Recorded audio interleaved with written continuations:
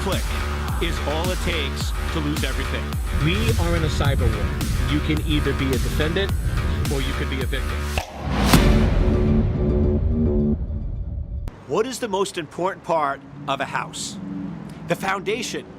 I don't know if you've ever seen this, but you can have these beautiful mansions that weren't built on a proper foundation, and the foundation collapses and the whole house caves in.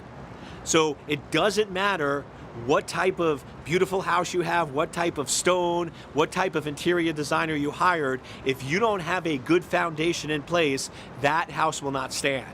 That's why if you've ever had a house built, it takes about 50% of the time to pour, build, inspect, and verify the foundation, and then 50% to build the whole rest of the house.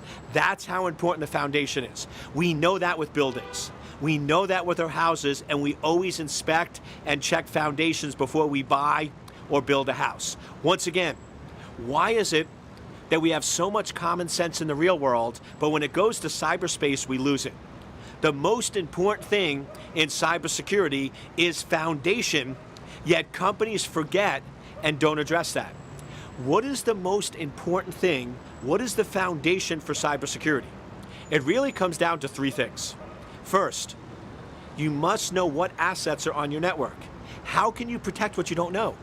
If you don't know what servers are on your network, how do you have any idea if they're secure, if they're not secure, if they're protected? So you have to have asset inventory as the first thing. Second, you have to have configuration management. You have to know how those servers are configured. Because once again, if I have servers on my network, but I don't know whether they're patched, I don't know what software's running, I don't know how they're locked down or secure, I'm not going to be able to protect it. And the third thing is you must be able to manage and control change within your organization. If people can randomly make changes or alter your servers or alter your environment without you knowing about it, that's going to be problematic.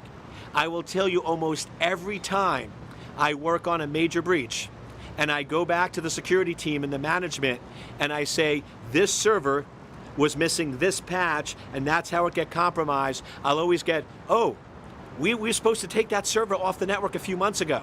Or, oh no, we applied that patch. Or they never know the state of their system and they're always surprised. Remember, you can secure and protect 99% of your systems, but it only takes one. It only takes one system for the adversary to break in and compromise. So you want to make sure that if you do nothing else with security, you have to have asset inventory, configuration management, and change control. And I'll put it to you another way. If you don't have those three things in place, set up and mature, it doesn't matter what else you do. You can put anything else you want on your network and you're still going to have a breach, and I'll prove it to you.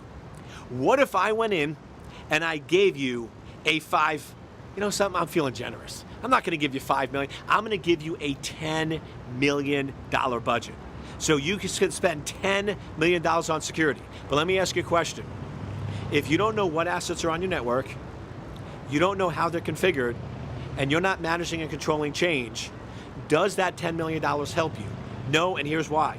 You just spent $10 million on all the crazy, greatest, latest gadgets in security, and what am I going to do? I'm going to put a server on the network that you don't know about. I'm going to directly connect it to the internet. I'm going to put critical data on it, and I'm going to install outdated software without a patch. How is your $10 million going to protect it? It can't. And that's what's happening with security today. Companies are building this cybersecurity house without the foundation, and that's why the house is collapsing, and that's why they're getting compromised. So give yourself a report card right now. Go in and ask yourself, if A is great and F is bad, what grade would you get on asset inventory? What grade would you get on configuration management? And what grade would you get on change control? And remember, if you're getting below a B in any one of those three areas, make sure you fix and address that first, because otherwise you're basically building a beautiful house on a weak or insecure foundation. And if you need any help, this is what Secure Anchor specializes in. We come into organizations, we do a full security assessment, build out a roadmap, and basically build the house properly. We make sure you have the foundation, we make sure you have the visibility, we make sure you have the metrics all around asset inventory, configuration management, and change control. So if you're having trouble with security, if you've had breaches, even though you've spent millions of dollars and you don't know why, go back to the foundation.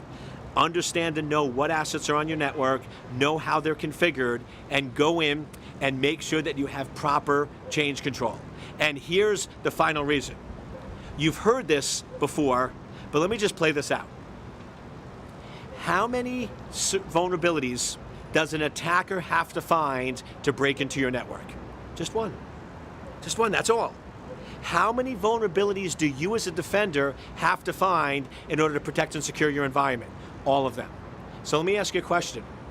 If you don't know what assets are on your network, you don't know how they're configured, and you don't know how to manage or control change, you're going to lose.